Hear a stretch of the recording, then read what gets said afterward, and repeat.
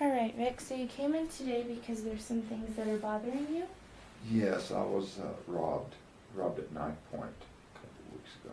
You were robbed at knife point just a couple weeks ago. Yes. All right. So, how are you feeling right now? Oh, I'm just nervous. I'm very nervous. I'm just uptight, and I just can't sleep. I'm on edge. I'm on edge all the time. Right. I can't relax. Mm. So that must have been a very traumatic experience. Yes. The thief had a knife to my throat, demanding my wallet. Mm. When I was walking back from the drugstore to my car. And it was traumatic, very traumatic. Yeah. It just, jeez, I don't even like to even talk about it. It's so horrifying. Right. So you're feeling, you mentioned anxious, Yes, and very alert.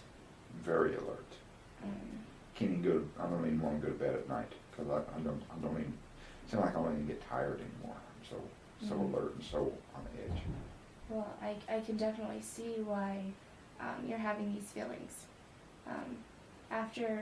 During a traumatic experience, your hippocampus in your brain is suppressed. It's responsible for putting putting the events, past experiences in sequential order. So have you been having flashbacks? Yes, I have flashbacks. Usually it happens, well, during the night, mostly. I've had a couple during the night. During the night. So it's definitely normal what you're experiencing right now as far as flashbacks, anxious, hypervigilant.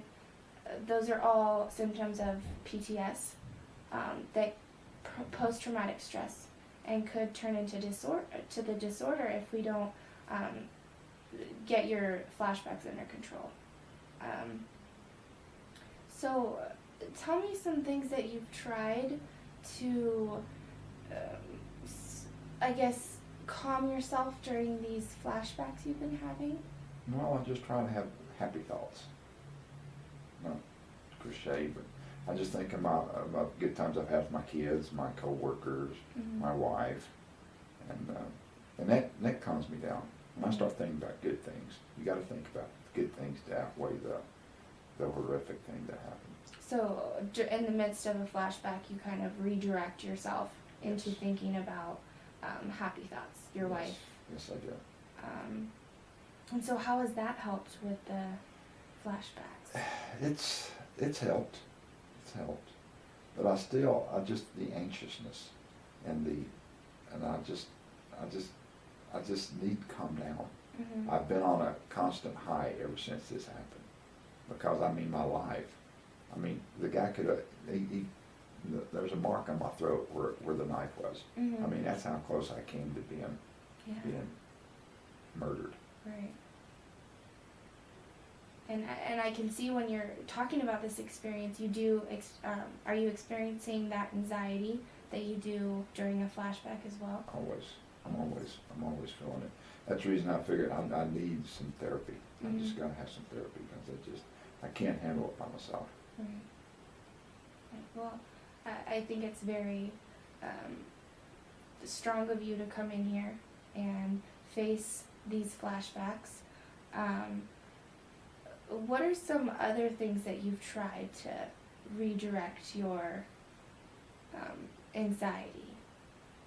Well, I've tried reading. I'm usually not a big reader, but I've been reading more. And that kind of helps me, keeps my mind active.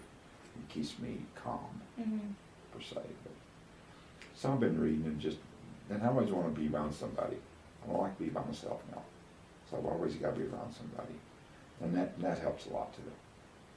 Okay. And have you told anyone about the anxiety, the flashbacks you've been having?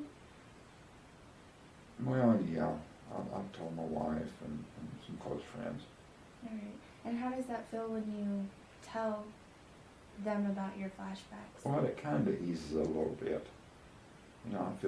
I feel more, it's good to be able to share Mm-hmm. feelings when you have, when you're fighting like that. Right. And it must have been a terrifying experience.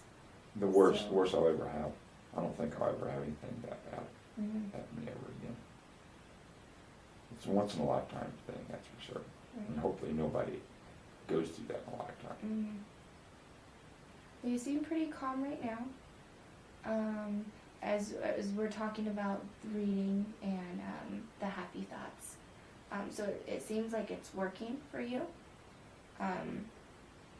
And what I would recommend on top of reading and thinking of or redirecting your anxiety and your symptoms on happy thoughts, the flashbacks, I would recommend each time you do experience a flashback, just write it in a journal, so you can refer back to it, so we can get you going on the flashbacks that are in the past, and hopefully that will suppress the flashbacks you've been having.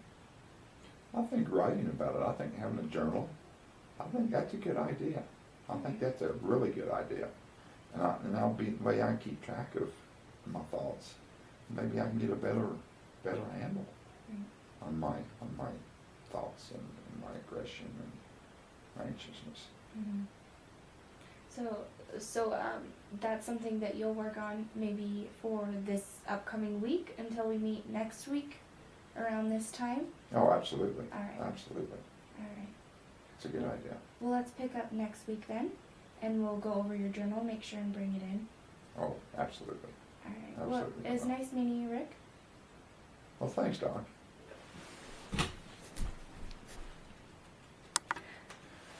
Oh, is that gonna work? I hope that's gonna work. Gosh, you tell me your head's cut off and my